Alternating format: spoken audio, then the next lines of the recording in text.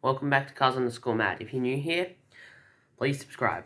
Today I'm going to be talking about why people keep buying the 70 Series LandCruiser and why it's one of the worst cars ever made. So in case you have been living under a rock and don't know, the 70 Series LandCruiser is the LandCruiser that replaced the 60 and 40 Series LandCruiser in 1984. Back then it was powered by either a non-turbo diesel, 4.2 litre, or a petrol. It was introduced in 1984, which is insane because you can still buy one brand new, which is pretty crazy.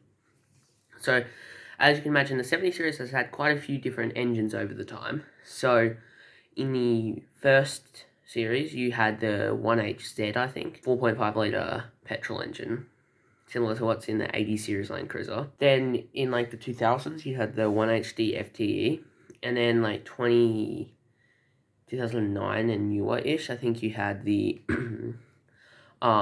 you had the 1VD FTV. Not the best selection of engines. Most of them are diesel. But the problem is, people just kept buying them.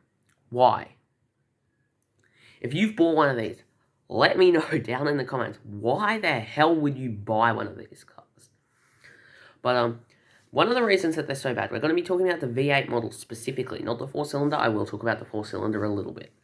But the V8 engine, okay, it's a 4.5 litre V8. Same one that's in the 200 series. You might be thinking, oh, good, it'll have plenty of power. Wrong.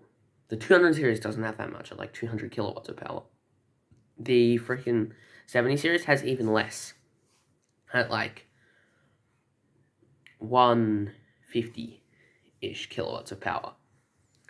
151 kilowatts of power. And you might be thinking, oh, well, at least it would have a lot of torque, right?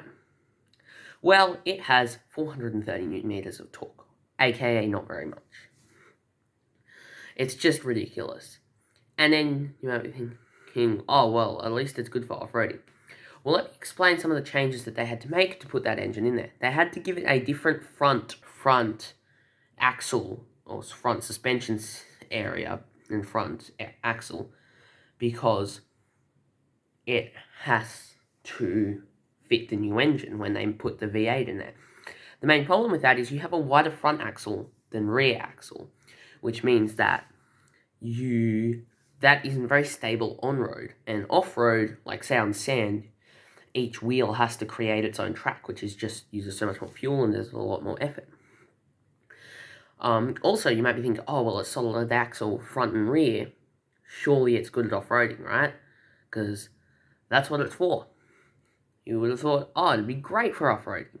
Well, it's actually the weight distribution is terrible. The suspension isn't great. So it lifts lots of wheels. I mean, there are like a million videos online of a 70 Series LandCruiser lifting wheels.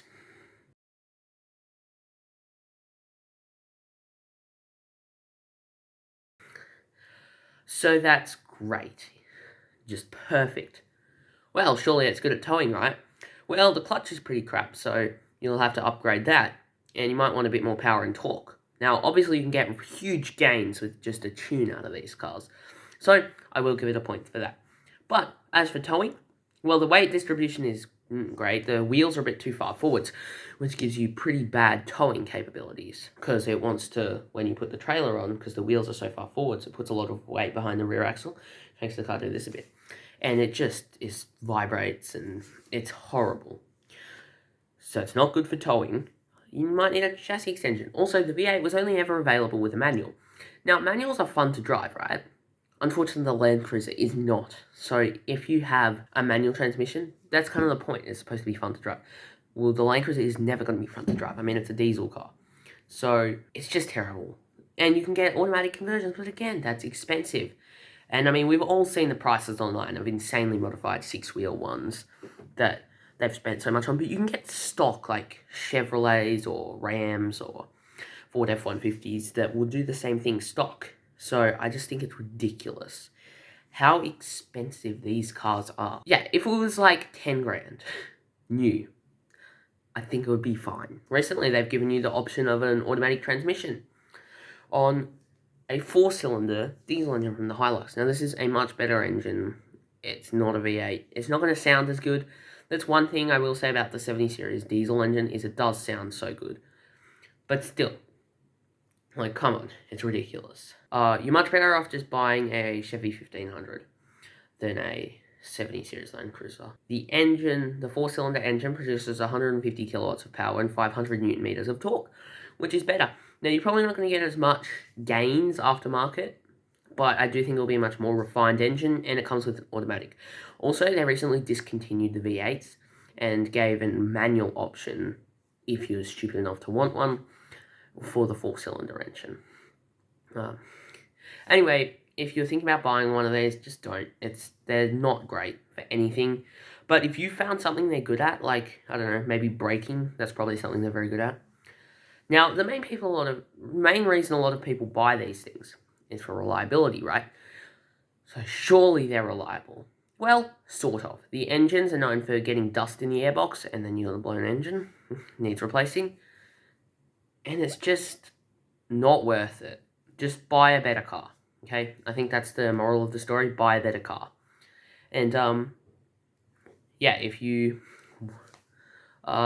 thinking about buying one of these, or if someone you know is thinking about buying one of these, check up on them, make sure they're okay.